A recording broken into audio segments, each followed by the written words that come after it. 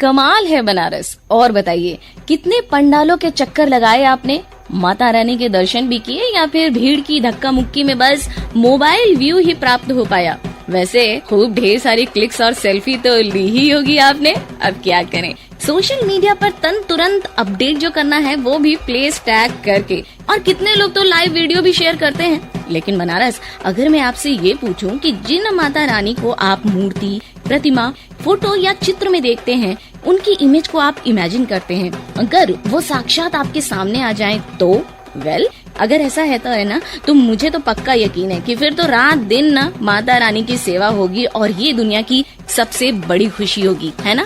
तो फिर देर किस बात की है? मौका भी है, दस्तूर भी है, और जरूरी नहीं कि पूरी की पूरी 9 ही। अगर आपको एक भी कन्या मिले ना, तो आप कन्या पूजन के अवसर का लाभ अवश्य उठाएं, क्योंकि इनमें ही तो माता रानी के साक्षात दर्शन होते हैं आपको। 4 अक्टूबर नवरात्रि पर्व का नवा अवसर। माँ सिद्धिदात्री से अपने हर नए काम की सिद्धि के लिए हम सब करेंगे प्रार्थना, आह्वान, पूजा और हवन। 7:46 हुए हैं स्टूडियो की घड़ी में। देवी के कदम आपके घर में आए, आप खुशहाली से नहाए। ये बनारसी मिर्ती आपकी मीठी कीर्ति की है। आपको दुर्गा पूजा की ढेर सारी शुभकामनाएं। और अब बिल्कुल भी देर न लगाएं, अपने रेडियो सेट के और भी नजदीक आ जाएं, क्योंकि आपकी अपनी वाणी आकाशवाणी पर शुरू हो चुका है बनारस का number 1 morning show, good morning Banaras. No wonder Banaras girls are the best. आप जितना भी उन्हें पागल कहो, बेवकूफ कहो, but they are the only power that can make your life sustainable. और विडम्बना तो देखिए, नवरात्रि के 9 दिन जिन देवी माँ की पूजा करेंगे, फिर कन्या पूजन भी करेंगे, और अल्टीमेटली उन्हीं देवी माँ से पुत्र रत्न की प्राप्ति की गुहार लगाएंगे। बड़ा ही विश बनारस की आप ऐसा नहीं करेंगे, है ना? इरादा पक्का है, हौसले बुलंद, और अब देश दुनिया की बात है जरूरी।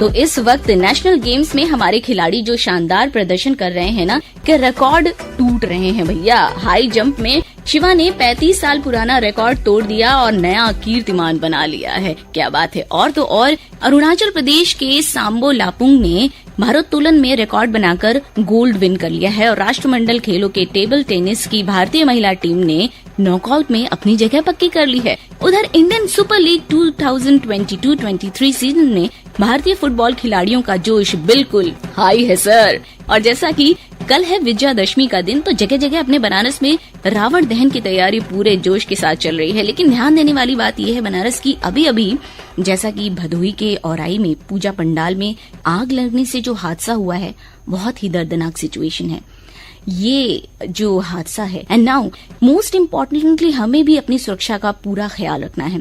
हालांकि इस हादसे के मद्देनजर बनारस में पूजा पंडालों की सुरक्षा व्यवस्था और अदर सिक्योरिटी की पड़ताल शुरू हो गई है। पुलिस प्रशासन और फायर रेस्क्यू डिपार्टमेंट ने पूजा समितियों के लिए गाइडलाइंस जारी कर दिए हैं और पंडालों में भीड़ को कंट्रोल करने के लिए अलग से फोर्स भी तैनात की गई है। लेकिन इसके साथ बनारस हम सभी की भी ये रिस्पॉन्सिबिलिटी बनती है कि एक तो पंडालों में जब भी घूमने जाएं, भीड़ का पूरा ख्याल रखें और इस बात का भी ध्यान रखें कि किसी भी तरह से आप किसी भी हाल में पैनिक होकर के अफरा तफरी का माहौल ना होने दें।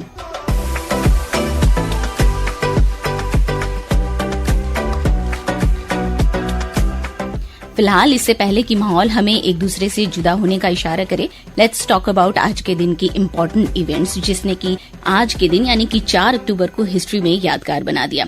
1957 में सोवियत संघ ने मानव इतिहास का पहला भारी उपग्रह स्पुतनिक सफलता से अंतरिक्ष में पहुंचाया था।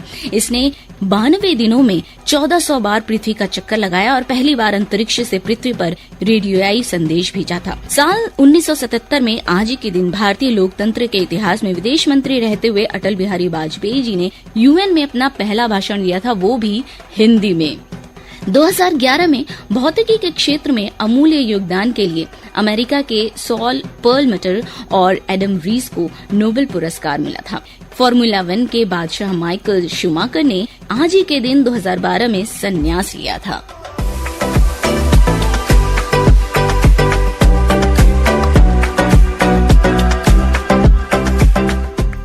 और बनारस जब बात चल ही रही है आज के इम्पोर्टेंट इवेंट्स की, तो उन लोगों को भी याद कर लें जिन्होंने आज के महान दिन जन्म लिया और वे लोग जिन्होंने आज के दिन इस दुनिया को अलविदा कहा। भारतीय प्रशासनिक सेवा में भारत की दूसरी महिला अधिकारी तथा मध्य प्रदेश की भूतपूर्व राज्यपाल सरला ग्रेवाल का जन्म 1927 में आज ही के दिन हुआ था। 20वीं शताब्दी के हिंदी के प्रमुख साहित्यकार रामचंद्र शुक्ल का जन्म 1884 में आज ही के दिन हुआ था।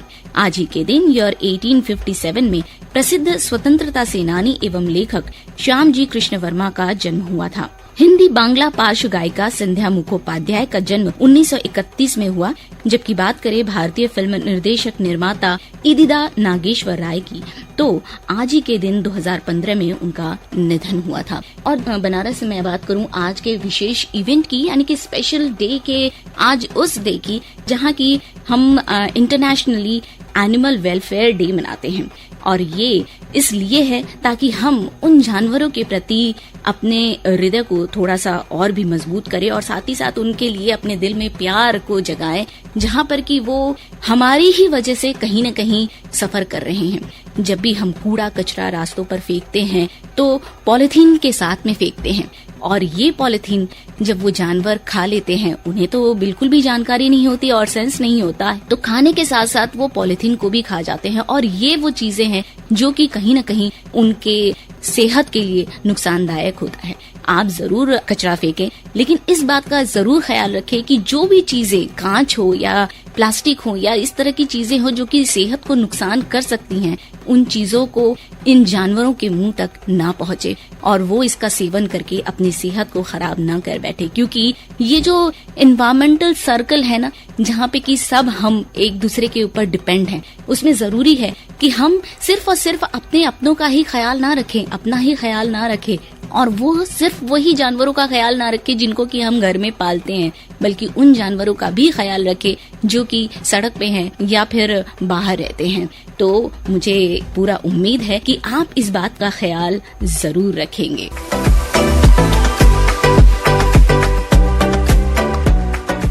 और अब क्यों ना हो जाए थोड़ी सी बनारस की बात। बनारस माँ सिद्धिदात्री नवदुर्गा की 9वीं अभिव्यक्ति है और सिद्धिदात्री माता का मंदिर गोलघर मैदागिन में सिद्ध माता गली में स्थित है। जैसा कि नाम से पता चलता है कि वो सिद्धियों की देवी हैं। देवी पुराण के अनुसार भगवान शिव को सबसे सिद्ध देवता कहा जाता है और ये माँ शक्ति के सिद्धिदात्री के आशीर्वाद के कारण हुआ है। इसीलिए भगवान शिव के आधे शरीर ने माँ शक्ति का रूप धारण किया और उन्हें अर्धनारीश्वर के रूप में जाना जाने लगा। और जब हम बात कर रहे हैं एक ऐसे शानदार त्योहार की जिसमें पूरा बनारस शहर माँ दुर्गा की मूर्ति के साथ कार्तिकेय, गणेश जी, माँ लक्ष्मी, सरस्वती सभी साथ होते हैं, भव्य पंडाल सजते हैं, यहाँ तक कि असुर और देवताओं के वाहन भी साथ नजर आते हैं। मूर्ति के निर्माण के लिए कलाकार यहाँ रहकर मूर्ति की स्थापना करते हैं। अलग अलग थीम पर पंडालों को सजाने का काम महीनों पहले शुरू हो जाता है। बनारस में हर त्योहार मानो खेल उठता है कि नहीं? रात भर बनारस की हर गली मोहल्ला गुलजार रहता है, क्योंकि ट्रैफिक जो इतनी कस के लगती है ना कि सबको गली का रास्ता नापना पड़ जाता है। वैसे पंडालों में तो रात भर चहलकदमी रहती है और इधर ट्रैफिक भी जबरदस्त है, लेकिन क्या करें, यही तो बनारस है और यहाँ जो भी आता है बस यहीं का हो जाता है। तो बोलो दुर्गा माई की जय। और बनारस मन तो नहीं है, लेकिन अब जैसा कि समाचारों का वक्त हो रहा है, ये बनारसी इमरती मीठी कीर्ति थोड़ी देर बाद 8:30 बजे मरुधनिमा प्रोग्राम में आपसे फिर मिलेगी। तब तक के लिए send your feedback with pkldair@varanasi@gmail.com।